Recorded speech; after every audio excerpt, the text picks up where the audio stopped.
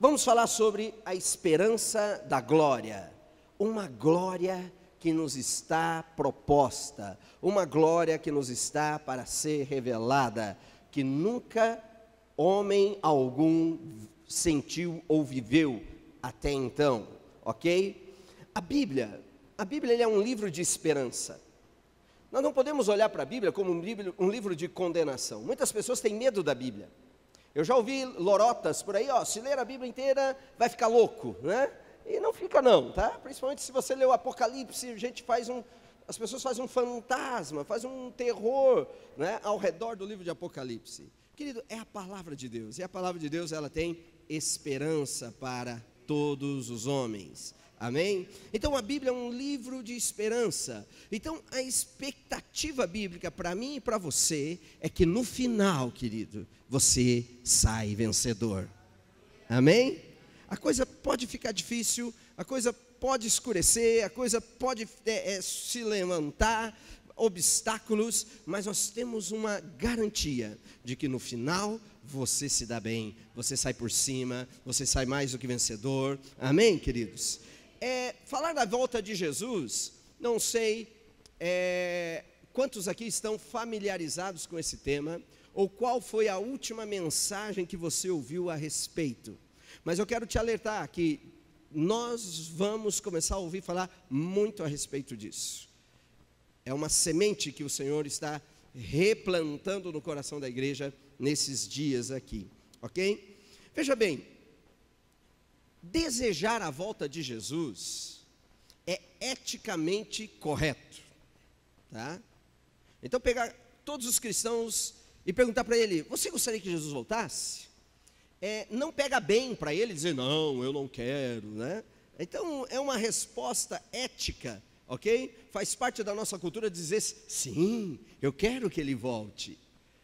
Mas por fora, lá no fundo, no íntimo, nós não temos muita expectativa da volta dele. Nós fomos perdendo, ok? Com o decorrer dos anos, com as informações, com as preocupações por outras coisas, nós fomos perdendo. Agora, uma das coisas que acontece muito forte é que um dos motivos de não atentarmos muito para a volta de Jesus é que a maneira como nos foi proposta, a maneira como foi ensinado a respeito da volta de Jesus, ela dá mais uma inclinação para pânico, medo, do que de esperança. Você quer saber? A maioria de vocês estão com a curiosidade assim: oba, vamos ouvir falar do sinal da besta, né? Quando, pastor, que você vai falar do sinal da besta? Do chip, do sinal na testa, na mão direita, o anticristo, quem é? Já percebeu que falar da volta de Jesus é mais relevante, a igreja tem mais curiosidade nesse aspecto, do que de fato na expectativa de uma glória. Nós vamos rascunhar algumas coisas, tá? Eu não sou bom em escatologia. O que eu quero falar para vocês é uma palavra que está revelada no meu coração, tá? Não vou entrar em temas polêmicos sobre quem é o anticristo, se ele já está aqui ou não, tá? Se você estava esperando isso, calma, nós vamos avançando nesse assunto aí. Não vou entrar em temas polêmicos, aonde vai ser o sinal da besta, tá? Nós vamos trabalhar a revelação bíblica, e a minha intenção é trazer de volta o mesmo sentimento que aquela igreja de Atos, a igreja bíblica, a igreja primitiva tinha, que eles clamavam, todos dizendo: Maranata, vem Senhor Jesus. Amém? Que nós possamos esse ano levantar esse clamor e essa seja a nossa oração. Colossenses, no capítulo 1, versículo 25 e 26, o apóstolo Paulo, ele nos está falando algo tremendo, e ele traz uma revelação, e ele toca num assunto muito forte, ok? Colossenses capítulo 1, versículo 25 e 26, ele fala assim: o apóstolo Paulo é um dos fundamentos da igreja primitiva. Queridos, eu acho que tem dois homens ultra especiais na igreja primitiva, ok? Um deles é João, aquele que ele faz questão em dizer e se mencionar aquele a quem Jesus amava, né? Ele puxa a sardinha para o lado dele, né? Não sei se é vaidade, mas mas ele era especial, ele teve revelações especiais. E o outro é Paulo, o apóstolo Paulo. Ele se chama como que um abortivo, o menor de todos os apóstolos, o mais pecador de todos. Porém, um homem que teve revelações especiais. Dois homens que, no mínimo, escreveram mais do que os outros. E o que eles escreveram é muito forte, muito forte. E o apóstolo Paulo, quando ele escreve para a igreja, ele diz assim, dela quem? Da igreja, do evangelho, do ministério aos gentios, me tornei ministro de acordo com a responsabilidade, por Deus a mim atribuída, Deus atribuiu a mim, de apresentar-lhes plenamente a palavra de Deus. Olha a responsabilidade que ele chama para si, versículo 26, o mistério, olha que tremendo, ele fala de um mistério que esteve oculto. Mistério já é uma coisa escondida, mistério já é uma coisa, né, nublada, é uma coisa não muito codificada. E oculto já fala, né, já fala de coisas escondidas. O apóstolo Paulo fala assim, eu me tornei responsável pela palavra de Deus, a respeito de um mistério oculto. E olha o que ele fala, que ficou oculto durante épocas e gerações, mas que agora, aleluia, foi manifestado aos seus santos. O apóstolo Paulo, ele puxa um assunto, ele diz, tem um mistério aí, igreja, e um mistério que esteve oculto, não esteve escondido por alguns anos, mas por gerações, por épocas, um mistério, um segredo que Deus guardou a 7 chaves. Esse segredo que ele não contou para Noé, ele não contou para Abraão. Abraão, a Bíblia diz, acaso eu ocultarei alguma coisa do meu amigo Abraão? Sim, esse mistério eu não vou contar para ele. Por mais que Deus coçou a língua, conto, não conto, conto, não conto, não contou. Não contou. Não contou esse mistério para Davi, que era um homem segundo o seu coração. Mas Davi é meu chegado, Davi é meu amigo, Davi, eu tenho segredos com Davi. Mas esse mistério eu não contei para ele. Não contei para Moisés, aquele que eu falava face a face, que eu revelei coisas tremendas, coisas fantásticas. Eu contei grandes segredos para Moisés, menos esse mistério. Ele foi guardando. Isaías, aquele que viu toda a era messiânica, Isaías viu coisas grandes, Isaías viu coisas fantásticas, mas não teve acesso a esse mistério. Queridos, de Adão até Abraão, alguns estudiosos datam uma média de 2000 anos. 2000 anos. De Adão até Abraão, não havia o povo judeu. Por exemplo, Noé não era judeu, não era hebreu. Enoque não era hebreu. Enos não era hebreu. E foram homens, povos que Deus se relacionou. Mas a partir de Abraão, Deus começou a se relacionar com o povo dele. A partir de Abraão, Deus tem um relacionamento e Deus tem um povo. Deus começa a cercar um povo. E Deus começa a falar com esse povo. Exclusivo. Até Abraão, Deus se relacionou de uma maneira aberta. Se relacionou com a humanidade de uma maneira comum. Mas a partir de Abraão, Deus começa a falar alguns planos. E Deus começa a traçar. E Paulo, ele diz que todo esse tempo, 2000 anos até Abraão, de Abraão até Jesus, provavelmente mais 2000 anos, e ficou guardado. Que mistério é esse? Que segredo é esse? Que esteve oculto, escondido por séculos, milênios, por gerações. Colossenses 1:27, o apóstolo Paulo ele nos revela esse mistério. Colossenses 1:27. A ele quis Deus, a ele quem? O mistério, o segredo, a ele quis Deus dar a conhecer entre os gentios a gloriosa riqueza deste mistério. O que é? Cristo em vocês, a esperança da glória. Um mistério que esteve guardado. Cristo em mim, Cristo em você, Cristo em nós, é a esperança da glória. Amém? Alguém já disse que esse texto ele já vem com um amém embutido, né? Não é verdade? Cristo em nós, a esperança da glória. Amém, né? Parece que é a continuação do versículo. Por mais que você não saiba o que significa isso, mas já tem um amém embutido. Aleluia, glória a Deus.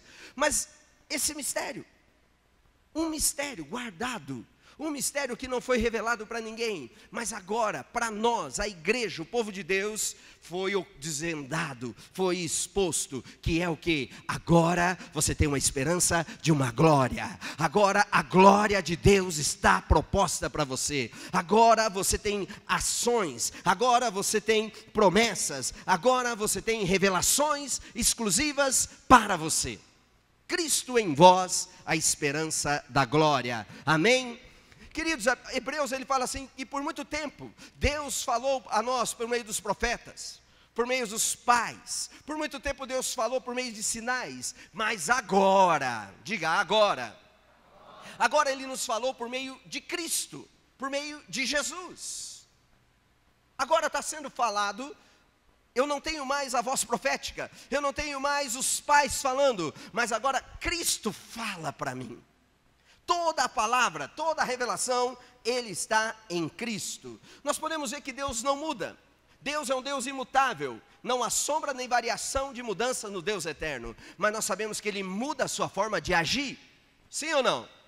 Ele é o mesmo Deus, mas a sua maneira de agir é mutável. Por exemplo, quando Ele conversa com a mulher samaritana, ali no poço de Jacó, Ele traz mudanças. Ele diz, os vossos pais adoraram no monte, os judeus adoram no templo, ok? Havia uma adoração no monte e havia uma adoração no templo, mas agora mudou, agora você adora em espírito e em verdade.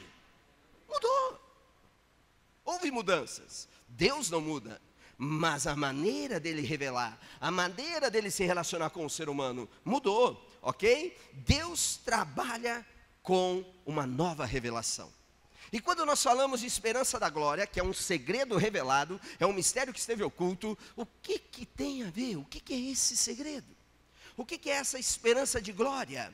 O que é esse Cristo em mim, que é uma esperança tão tremenda, que é uma glória que Deus fez, Deus quis, versículo 27, como nós lemos, veja ali, Deus quis, Ele quis, a Ele quis Deus. Ele segurou esse segredo, Ele segurou esse mistério, Ele segurou essa palavra, Ele foi segurando, e agora Ele quis, olha Deus querendo, Ele liberou, Ele falou, agora eu vou contar esse segredo, agora eu vou revelar esse segredo, Cristo em vós, uma glória proposta. Quando nós olhamos Jesus, nós encontramos Jesus pregando o Evangelho, e estabelecendo o mistério do reino de Deus. E nós vemos a nação, o povo judeu, a liderança judaica, rejeitando Jesus. Rejeitaram Jesus. Mas nós temos um grande conflito dessa rejeição no capítulo 12 de Mateus.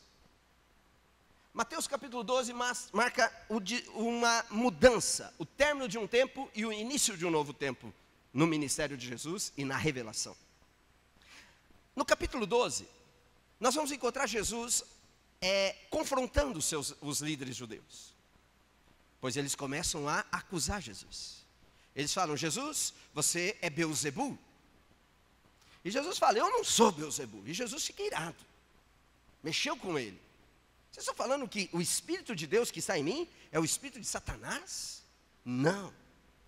Jesus ele começa a trazer algumas revelações. Nos dias de Jesus, até Mateus 12, nós vemos esse conflito. Nos dias de Jesus, havia os 3 ofícios funcionando. O sacerdócio, o sacerdote, o rei e o profeta. Esses três ofícios, que eram fundamentos do Velho Testamento, nos dias de Jesus estavam funcionando. E em Mateus 12, Jesus apresenta para os líderes, ele diz, o templo que vocês tanto preservam, eis aqui alguém que é maior que o templo. o rei que vocês tanto veneram, eis aqui alguém que é maior que o rei, maior que Salomão. E os profetas que vocês mataram, mas vocês fazem uma fantasia ao redor dos profetas, eis aqui alguém que é maior do que Jonas, maior do que os profetas. Jesus diz assim: eu sou maior que o profeta, eu sou maior que o rei, eu sou maior que o templo, eu sou maior, eu tenho algo novo para vocês. E essa revelação traz uma ira no meio dos judeus, e eles condenam Jesus, eles criticam Jesus, eles mandam Jesus, xingam Jesus de endemoniado, e Jesus tem um tratamento muito carinhoso com eles. Jesus fala: eu sou endemoniado, então vocês são tudo uma raça de víboras, vocês são tudo umas cobras, né? Olha, imagine o pega, né, ali. Eu falo: eu não quero mais nada com vocês. E quando você olha para o capítulo 13 de Mateus, você vê Jesus começando uma nova etapa no seu ministério. E agora Jesus diz: esse povo não quer, esse povo não quer. E agora nós vemos Jesus começando a falar por parábolas. Em Mateus capítulo 13, versículo 34, veja só o que acontece. Mateus 13, 34 e 35. Jesus falou todas essas coisas à multidão por parábolas. Nada lhes dizia sem usar alguma parábola. Veja o versículo 35. Cumprindo-se assim o que fora dito pelo profeta: abrirei minha boca em parábolas, proclamarei coisas ocultas desde a criação do mundo, desde a criação de toda a história. Então agora Jesus começa a revelar coisas, e Jesus começa a falar alguns segredos, que até então, Jesus começa a entregar o ouro. Até então não havia nenhuma revelação a respeito de uma glória. Vocês estão aí, igreja? Veja bem, e ali, a partir de Mateus 13, Jesus começa a falar do reino. Jesus começa a introduzir parábolas. Jesus começa a introduzir as revelações do reino. Começa a falar de um novo reino. Começa a falar da parábola do semeador, da parábola do joio, da parábola do grão de mostarda, do fermento. E todas as parábolas Jesus começa a introduzir no meio daquela multidão. E Jesus começa a falar. Mateus 13, 16 a 17. Vamos lendo. Olha o que Jesus começa a revelar para esse povo. Felizes são os olhos de vocês, porque vocês agora veem. Vocês agora têm o privilégio de ver. E os ouvidos de vocês, porque agora podem ouvir. Versículo 17.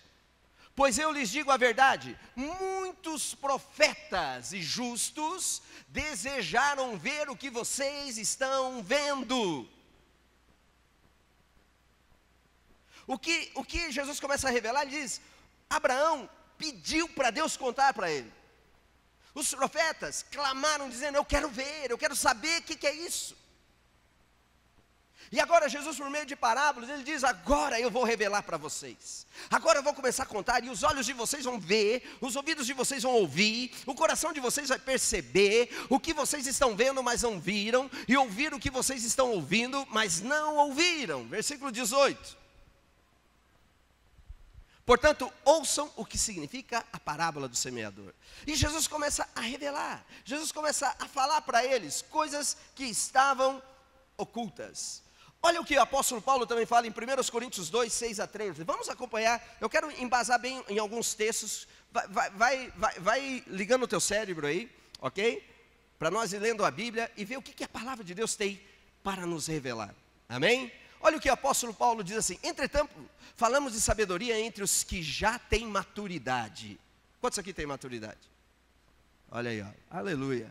Mas não da sabedoria dessa era ou dos poderosos dessa era que estão sendo reduzidas a nada. O apóstolo fala: eu tenho algo muito sábio, eu tenho algo muito inteligente, eu tenho algo muito forte para contar para vocês, que não se compara a nenhuma revelação intelectual, não se compara a nenhuma descoberta científica, é uma sabedoria que esteve oculta. É um segredo que esteve escondido. Veja o versículo: antes do princípio das eras, para o quê? Para a nossa glória. Meu irmão, tem uma glória revelada para você. Tem algo que eu e você precisamos atentar. Olha o que ele diz, versículo 8. Nenhum dos poderosos dessa era entendeu. Passou desapercebido.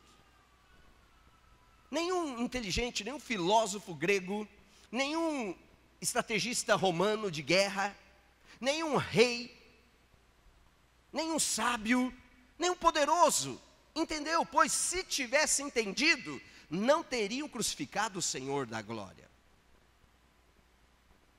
Ele está dizendo, esse poderoso aqui, nós podemos entender autoridades políticas, autoridades religiosas, mas nós também podemos entender autoridades espirituais, demônios. Ele está dizendo, esses poderosos não imaginaram, não entenderam, porque se pelo menos eles tivessem um pouquinho só de entendimento de que era esse segredo, eles não matariam Jesus. Havia um mistério na morte de Jesus. Querido, Jesus não foi pego em armadilha. Jesus não foi armado uma tocaia para prender ele. A Bíblia diz que Jesus se entregou. E ao contrário de que muitos dizem, que Satanás não sabia quem era Jesus, Satanás sabia quem era Jesus. Satanás esteve com Jesus lá no deserto, Satanás acompanhou Jesus desde o seu nascimento, Satanás sabia quem era Jesus. O que Satanás não sabia é o que Jesus veio fazer. Isso ele não sabia. Porque Paulo está dizendo, se ele soubesse, ele não mataria Jesus, não crucificaria Jesus. E nós vemos algumas coisas aí na história bíblica, por exemplo, muitos percalços, a mulher de Pilatos tentando interferir na morte de Jesus. Nós vemos grandes situações surgindo, interferindo na morte de Jesus. Satanás sabia quem era Jesus, o que Satanás não sabia, o que esse cara vai fazer. E quando Satanás decidiu matar Jesus, que achou que estava tendo um grande triunfo, dizendo, eu mato esse homem e eu resolvo todos os problemas, o que ele não sabia é uma parábola que Jesus havia contado dias antes, dizendo, se o grão de trigo cair na terra e não morrer, fica ele só. Mas se o grão de trigo caindo na terra e morrer, esse dará muitos frutos. Quantos aqui sabem que o grão de trigo é Jesus?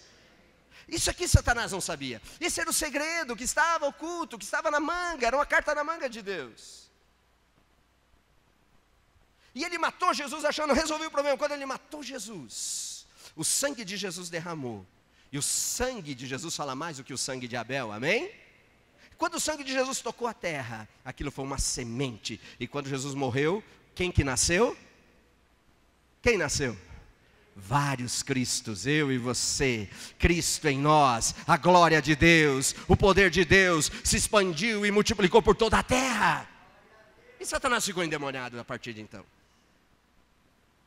Paulo está dizendo, se eles tivessem entendido, não teriam crucificado o Senhor da glória, eles não tinham noção. Agora veja o versículo 9. Todavia, como está escrito, olho nenhum viu, ouvido nenhum ouviu, mente nenhuma imaginou o que Deus preparou para aqueles que o amam. Aleluia! Esse é o mistério que estava oculto. Olho nenhum viu, ouvido nenhum ouviu, coração nenhum percebeu o que Deus estava preparando para todos nós. Quantos aqui amam o Senhor? Quantos aqui estão debaixo do amor de Deus? Quantos aqui são esse povo escolhido, perfeito? Tem um mistério revelado para a sua vida. Há uma glória proposta para você, Cristo em vós. A esperança de uma glória maior. Aleluia. Vamos continuar. Versículo 10, olha o que ele diz. Mas Deus estava oculto, mas agora Deus revelou, amém? Revelou a nós por meio do quê? Do Espírito Santo. O Espírito sonda todas as coisas, até mesmo as coisas mais profundas de Deus. Versículo 11. Pois quem conhece os pensamentos do homem, a não ser o Espírito do homem que nele está? Da mesma forma, ninguém conhece os pensamentos de Deus, a não ser o Espírito de Deus. Vamos para o próximo versículo. Nós, porém, não recebemos o Espírito do mundo, mas o Espírito que procede de Deus, para que entendamos as coisas que Deus nos tem dado, custando quanto? Gratuitamente. Versículo 13.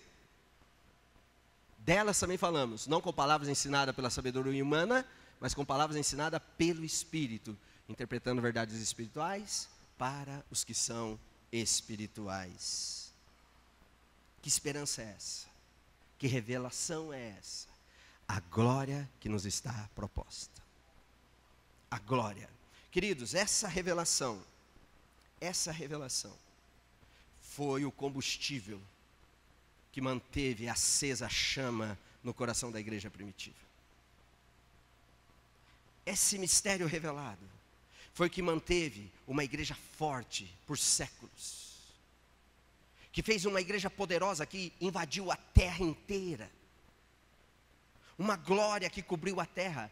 Aquela igreja, com essa revelação, com esse mistério revelado, eles saem do zero. No ano 50, eles já eram a maior organização na cidade de Jerusalém. Antes mesmo de completar o primeiro século depois de Cristo, eles já tinham invadido todo o mundo conhecido com o Evangelho.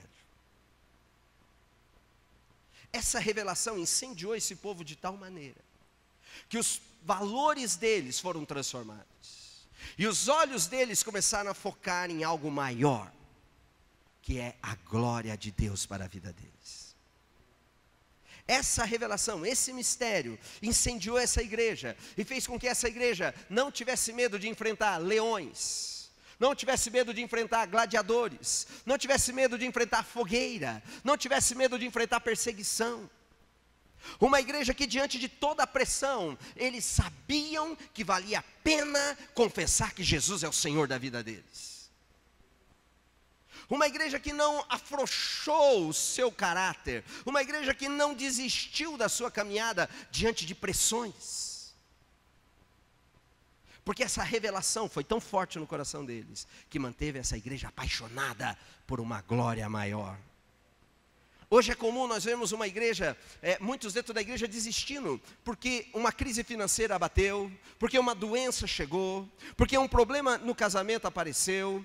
Muitos desistem com muita facilidade. E sabe qual que é a motivação de desistir? É porque não tem uma expectativa de coisa maior. E quando o apóstolo Paulo e toda a igreja começa a avançar, a revelação que sustentou essa igreja é olhar com a expectativa de que tem algo que o teu olho não viu, o teu coração não sentiu, o teu ouvido não ouviu. Tem algo que Deus está guardando para você, uma glória eterna. Amém? Que glória é essa? Vamos avançando. Queridos, existe uma herança. Romanos capítulo 8, versículo 15. Vocês estão aí, igreja? O microfone não está muito alto ou não? Tá bom? Olha o que o apóstolo Paulo está dizendo. Pois vocês não receberam um espírito que os escravize. Quantos aqui são escravos? Ninguém. Espírito de Deus, aonde é o Espírito de Deus? Há liberdade. Meu irmão, não aceite nenhuma escravidão na tua vida, porque o Espírito de Deus habita em vós. E aonde Ele está, você é livre. Nenhuma cadeia te prende, nenhum mal te prende. Ele diz assim: pois vocês não receberam o Espírito que os escravize para novamente temerem, mas receberam o Espírito que os adota como filhos, por meio do qual clamamos Pai, ou Abba Pai. Versículo 16, ele diz assim, vamos avançando. O próprio Espírito testifica ao nosso próprio Espírito que somos filhos de Deus. Cadê os filhos de Deus? Você é filho? Amém? Então segura aí. Vamos lá, versículo 17. Se somos filhos, então, versículo 17 eu acho, né? É o anterior. Se somos filhos, então somos herdeiros. Você tem uma herança. Que herança é essa? Herdeiros de Deus e co-herdeiros com Cristo. Se de fato participamos dos seus sofrimentos, quantos aqui participaram dos sofrimentos de Jesus? Querido, quando Ele morreu naquela cruz, eu estava lá sofrendo com Ele. Ele sofreu a minha morte, Ele sofreu os meus danos, eu participei do seu sofrimento. Se eu participo dos seus sofrimentos, também eu participo da sua glória. Cristo é o herdeiro, e eu sou co-herdeiro. Se Cristo tem glória, a glória também cai sobre a minha vida, está para a minha vida também. Versículo 18. Considero que os nossos sofrimentos atuais, querido, já percebeu que tem sofrimentos presentes? Existe sofrimento. A pressão da vida, os desafios do dia a dia, as doenças, não é verdade? Ele está dizendo, eu considero que os nossos sofrimentos atuais, as pressões do dia a dia, as perdas, as dores, os sofrimentos atuais não podem ser comparados com o quê? Com a glória que em nós será revelada.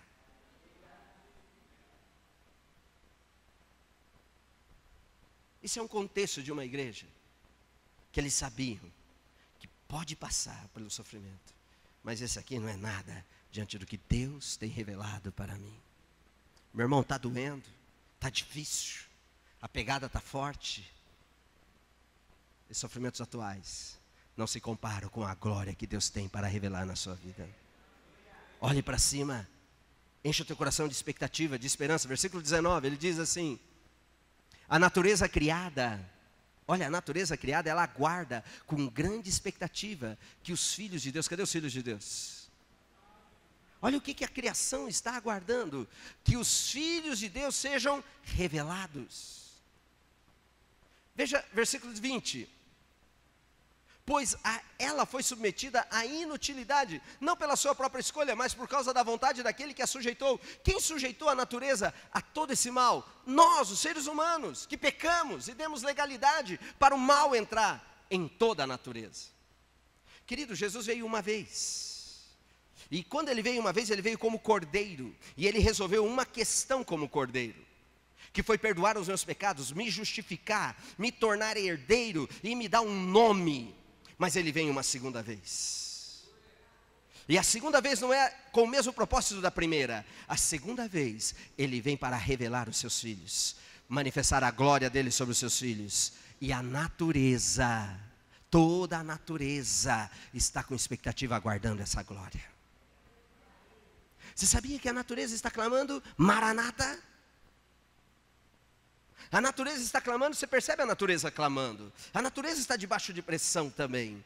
Mas o que vai resgatar a natureza é essa glória que será revelada aos filhos de Deus. Olha, veja o versículo 21. De que a própria natureza criada será libertada da escravidão, da decadência em que se encontra, recebendo o quê? A gloriosa liberdade dos filhos de Deus.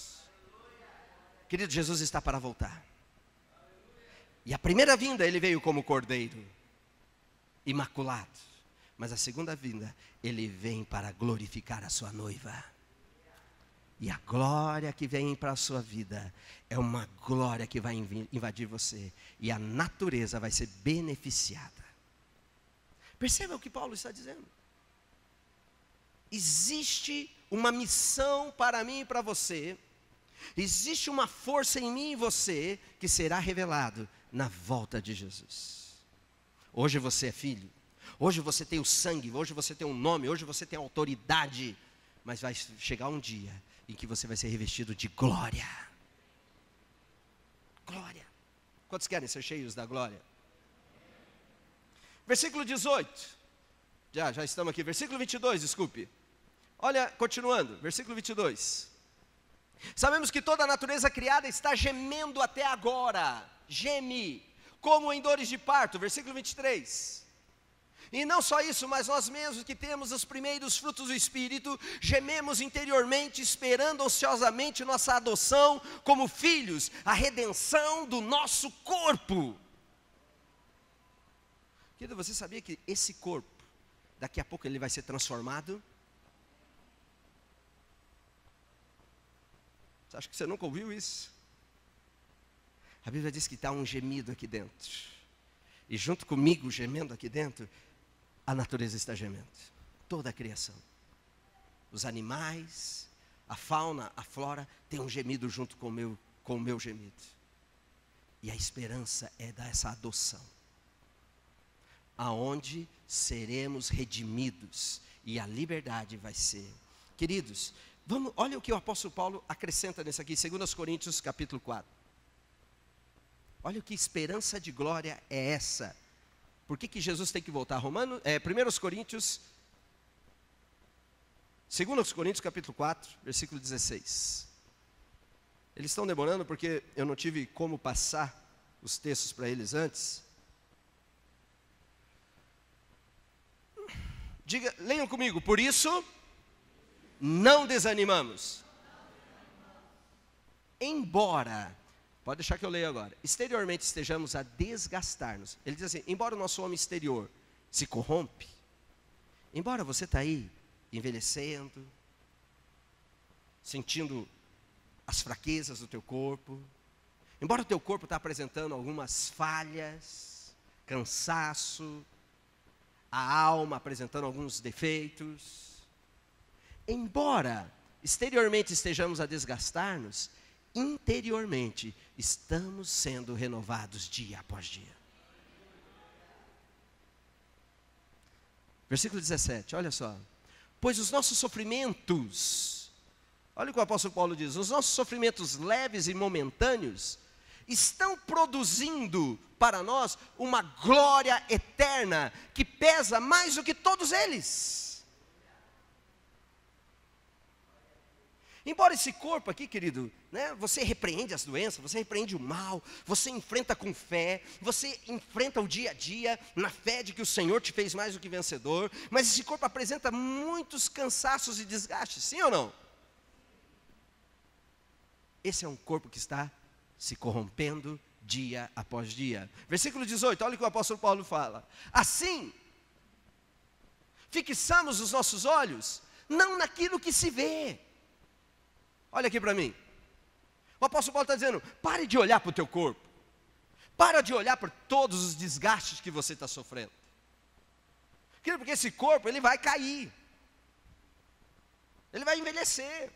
Ah, pode fazer plástico, pode turbinar, pode levantar, pode esticar, mas ele vai envelhecer. Ele não é eterno, amém? Ele não é eterno. Ele se desgasta. Ele sente dores, ele sente cansaço, ele sente os limites, ele sente as dificuldades. Mas o apóstolo Paulo está dizendo, tire os seus olhos disso. Ele não está falando para você tirar os olhos das circunstâncias, ele está falando, tire os seus olhos daqui. Hoje existe uma preocupação demasiada com o teu corpo, com o teu bem-estar. Mas a Bíblia, o ensino apostólico diz assim, tira os teus olhos disso. Fixe os teus olhos não naquilo que você vê, não naquilo que você está observando, a dor que você está sentindo, o desgaste que você está sofrendo, mas naquilo que você não vê. Pois o que se vê é transitório, mas o que não se vê é eterno.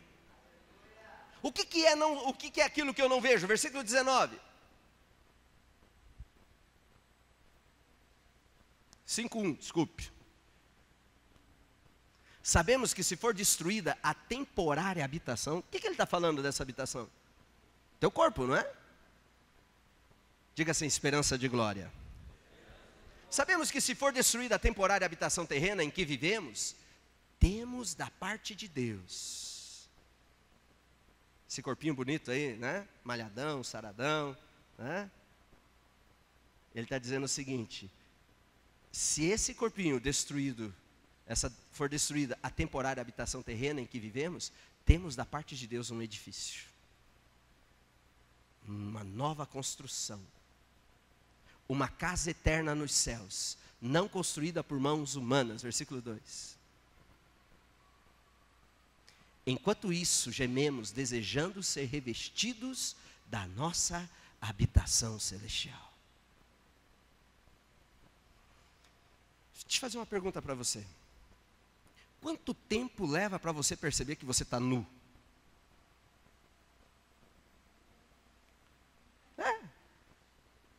Quanto tempo leva? Segundos, né? Né? Sentiu o vento bater, opa. A Bíblia não nos diz quanto tempo levou lá no Éden. Mas chegou um momento que eles olharam e falaram, ei, você está nu. Eles estavam nus. O que tinha cobrindo o corpo daqueles dois? O que tinha no corpo daqueles dois? Adão e Eva, que de repente eles olharam, opa, você está nu. O corpo de Adão e Eva tinha um revestimento. Eles eram cobertos. Um tipo de veste. Que quando eles perderam, eles falaram: ei, você está peladão. Você não é mais o mesmo. Essa glória que revestiu o corpo de Adão, essa glória que revestiu o corpo de Eva, é essa glória que Deus vai revestir você com a vinda do nosso Senhor Jesus. Quantos querem esse revestimento? Ele diz: enquanto isso gememos, desejando o quê? Ser revestidos. Vamos nos revestir dessa glória. Vamos buscar. Filipenses capítulo 3. Já estou terminando. Aleluia. Filipenses capítulo 3. O versículo 20 e 21. 20 e 21. A nossa cidadania, porém, está nos céus, de onde esperamos ansiosamente o Salvador, o Senhor Jesus Cristo. Amém? Quantos querem que ele volte? Versículo 21. Pelo poder que o capacita a colocar todas as coisas debaixo do seu domínio, ele transformará. Ele transformará o quê? Os nossos corpos humilhados. Esse corpo aí. Esse corpo aqui. A Bíblia fala que é um corpo de humilhação. Por mais que a gente tenha autoridade, mas esse corpo é um corpo de humilhação. Mas a Bíblia diz que a vinda do Senhor Jesus transformará os nossos corpos humilhados, tornando-os semelhantes ao seu corpo glorioso. Olha aqui para mim, meu irmão. O Espírito de Deus habita em você. A Bíblia diz: Cristo em vós. Significa o quê? Que Cristo está em mim. Sim ou não? Quantos creem que isso é verdade? Que Cristo habita em vós? Agora, é Cristo, é Deus, é o Espírito Santo está em mim. O poderoso, o eterno, o criador, o dominador, o todo-poderoso está em mim. Mas ele habita em mim. Por ele habitar em mim, ele está limitado ao corpo de humilhação que é o templo dele. O Espírito de Deus que habita em você hoje, ele habita num templo, num corpo de humilhação. Mas ao soar da última trombeta, levantaremos os nossos olhos aos céus e veremos Jesus em glória. E a Bíblia diz que num abrir e fechar de olhos, a gravidade vai perder a força. E você vai começar a ser arrebatado. E à medida que você for sendo arrebatado, esse corpo de humilhação será revestido de um corpo glorioso. E esse corpo glorioso, queridos, a glória de Deus não é somente um lugar. Nós temos uma expressão dizendo: fulano foi para a glória. Mas a glória, pode ser que a glória não seja um lugar. Mas a glória pode ser que seja um estado. O estado do meu corpo sendo glorificado.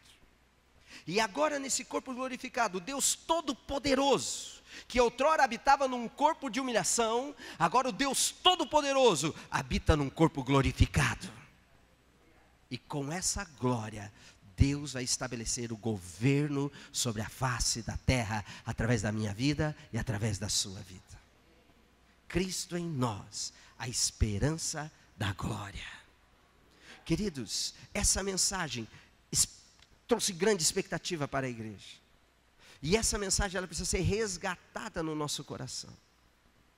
Muitos de nós, por não termos a revelação propriamente dita, nós temos nos preocupado e temos deixado abater por coisas desse tempo, por coisas desse século, por coisas dessa vida.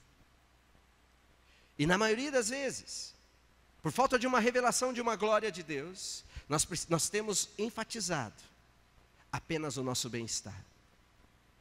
Mas a Bíblia está dizendo o seguinte, que vem aí um dia em que a glória de Deus encherá a sua vida. E tudo se transformará, e tudo se fará novo. Que da vinda de Jesus, não é só ok? Para nos levar para o céu. O céu, nós temos muito pouca revelação do céu. Para muitos o céu é um condomínio de luxo, com mansões celestiais, com vista para um mar de cristal, e com calçadas e pavimentos de ouro. E Jesus construiu esse condomínio para mim. Mas tá, eu vou para esse condomínio de luxo, e parece que quando eu chegar nesse condomínio de luxo, a minha atribuição, ou o meu a fazer, vai ser fazer parte de um coral de anjo de canto gregoriano. Oh, glória! E os próximos bilhões de anos, eu vou estar cantando um cântico junto com esses anjos, glorificando o meu Deus. E talvez por causa dessa revelação, a expectativa de irmos para um céu, de atrairmos a vinda de Jesus, tem se esfriado. Mas deixa eu te falar, a glória que nos está proposta não é um lugar, mas é uma condição, em que esse corpo de pecado, esse corpo de humilhação, será revestido de um corpo glorioso. E querido, e a Bíblia diz que Ele vai pegar todos os inimigos, e vai colocar aos pés do Senhor, e junto com Ele, reinaremos para sempre. A Bíblia diz que nós vamos julgar, a Bíblia diz que nós vamos governar. A vinda de Jesus é muito mais do que um livro de terror. A vida de Jesus é a glorificação do teu corpo de humilhação. Está cansado, meu irmão? A vida está difícil? As eras têm sufocado a tua esperança? Eu tenho uma mensagem para você. Cristo em vós produz uma esperança de uma glória maior. Amém? Quantos recebem essa palavra?